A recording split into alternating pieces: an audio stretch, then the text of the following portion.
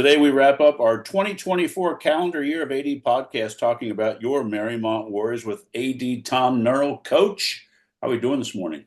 Things are going well, Rob. Thanks for having us again. We are on a delayed broadcast schedule, I guess you'd say, because spent some time at the national conference, which is always good to see what's going on across the country, and then teach a couple classes, head up a committee, and Joe Roberts from here at Princeton High School picked up the Distinguished Service Award from the National Interscholastic Athletic Administrators Association. Quite an honor for Joe, and always glad to see another Cincinnati guy get recognition that they deserve. That's great. In talking with ADs around the country, do you feel like what the groups of the ADs in Cincinnati and in Ohio are leading the pack, or are we setting the bar? Are we kind of average? Where would you say Yeah, I Ohio think is? I think Ohio's pretty much out in front. One of the leaders in membership for our Athletic Directors Association, which helps us get out best practices and just support to the ADs across the state. 700 and I think 780 members across Ohio in the two organizations. Nationwide, this was a conference that had 2,900 attendees there. They had I think they said over 900 classes taken. There's 70 something offerings of classes offered through the NIAAA. Yeah, John Payne from Laughlin and I are on the faculty, the national faculty to teach 502. It's one of the entry level classes. And then, but yeah, a lot of Ohio participation, a lot of Ohio membership going throughout and just kind of leading the way, support and best practices for athletic directors throughout. Um, Princeton and a few other schools around here picked up their quality program award. Mariemont picked up the state quality program award earlier in the year. Just take you through and have you look at your programs and what you're doing, best practices. So a lot of that going on, and I've been on the Hall of Fame committee now for the NIAAA for um, I don't know, 10 years, 11 years, and been chairman for the last three. So a lot of rewarding work with that, recognizing people across the country for their careers. that's great. But it is a pretty intense conference, and so you come back reinvigorated. Also coming back just looking forward to the break a little bit Yeah, as well. I'm But we sure. got some games and some meets coming up. So Let's talk about them. Well, we're glad to have you back, and I'm glad things are going well. And I know you're well respected in that organization, so congrats on all that time and recognition, Tom. thank you. All right, let's start boys basketball. Okay.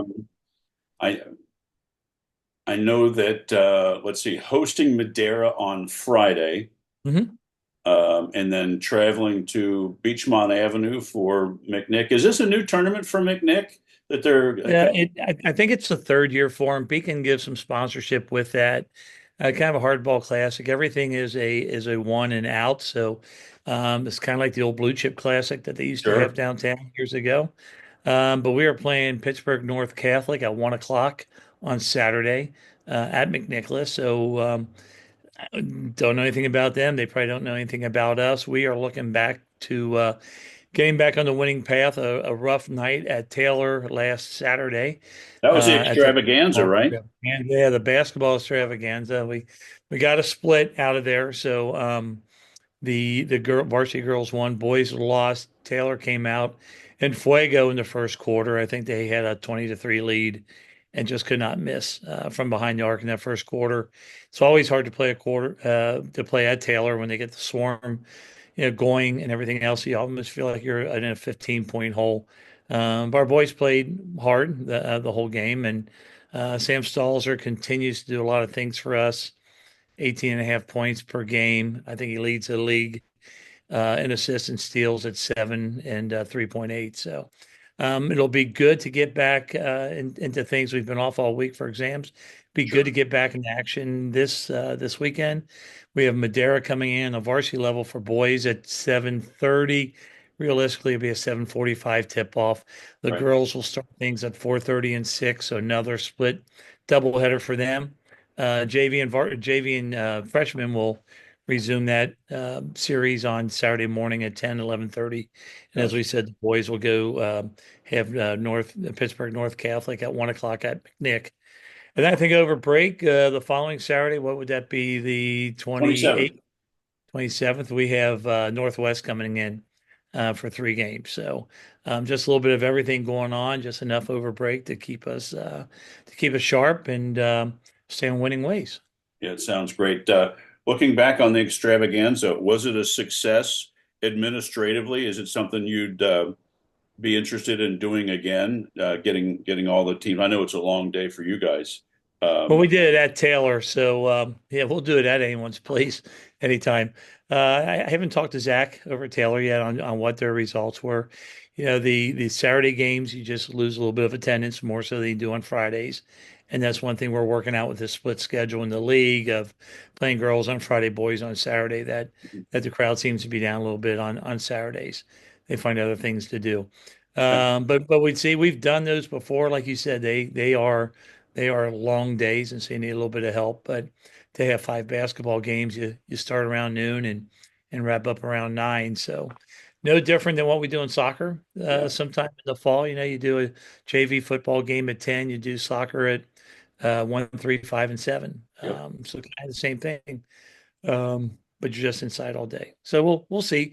The first crowd that we did with the split game with Indian Hill, outstanding crowd for that, and we got the win with that. Boys did, girls took a loss, but we'll hopefully with Madera with a rivalry game, everyone's still in town before they cut out for Christmas and have a good crowd for both teams tomorrow.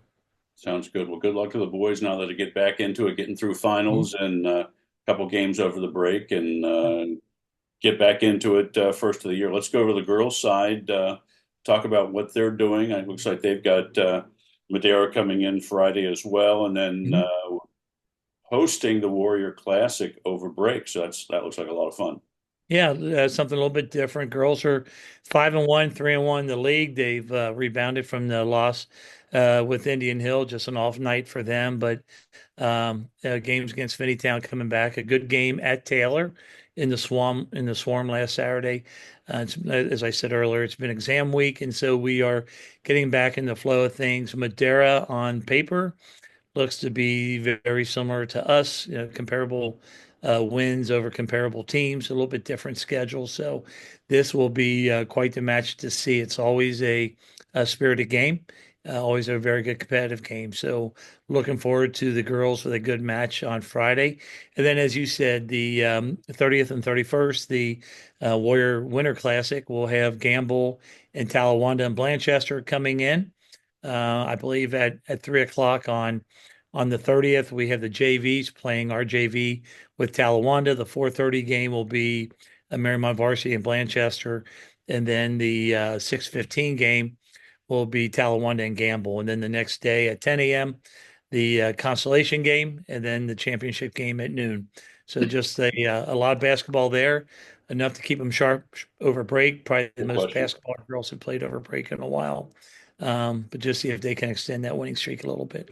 Yeah, great. Good luck to them, Yeah. and hopefully they get on a roll over the break. Mhm. And it's nice you guys are hosting a little bit of tournament for them, and they don't have to Yeah. travel to play some games. So I'm sure Coach and the team appreciates that. So Yep. good Yep. stuff. Good luck to them. Let's Hey. go to the other hardwood, the narrower hardwood, Mhm. and talk boys and girls bowling. Yeah. Not a lot of action this week either. Last Sunday we had the Warrior Bowling Classic. A lot of Warrior Classics going on lately. The boys finished fourth. I think Reading finished third. I believe the boys came in at 33-10. So a good showing for the boys. Good That's number. a very good tournament for Division two teams. Jack Weaver with a 563 finished ninth. Mitchell Barr with a 548 finished 12th. But a good showing for the boys. Probably one of our higher finishes with that classic. And then over on the girls' side, it looks like the girls are missing a couple bowlers. A couple of our returning bowlers, I think, missed that tournament. They finished sixth with a 1954 Sophie Markwald continues to have a very strong season. She had a 341 in that tournament, and Linda Teeters with a 340. So they are doing a lot of the carrying right now. But a good start for the girls, and we come back to action, I believe, on January 6th, and we'll be back in action with the bowlers. Sounds good. But question is, do they have the kitchen back open at Matty Bowl?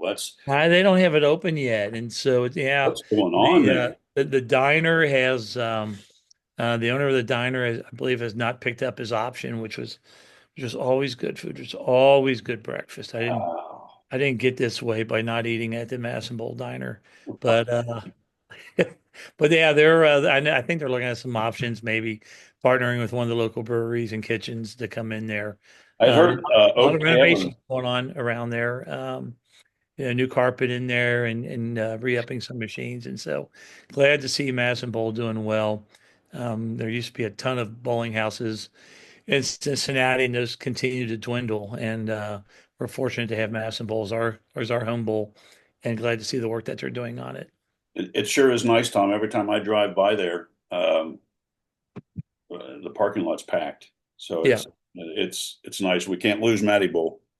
No, I don't know, it's always a good feeling when you walk into a bowling alley and you hear a lot of pins crashing. Whether it's open bowl or anything else, it's just always a lot of fun and excitement in a bowling alley. So everybody watching this, if you need something to do over the Christmas holidays, go over to Madison Bowl or your local pin house and throw a couple games and support them and keep them in business. Yeah, because it's not expensive and it's fun. Yeah, yeah, Well, good luck to both boys and girls through the break and once we get things back going early in January. So good luck to them. And then we'll yeah. wrap up. Swimming hasn't had a bunch, but they do host Anderson on Friday at Mhm. Mariemont and just kind of tee that up and try to get some fans out to see the duel.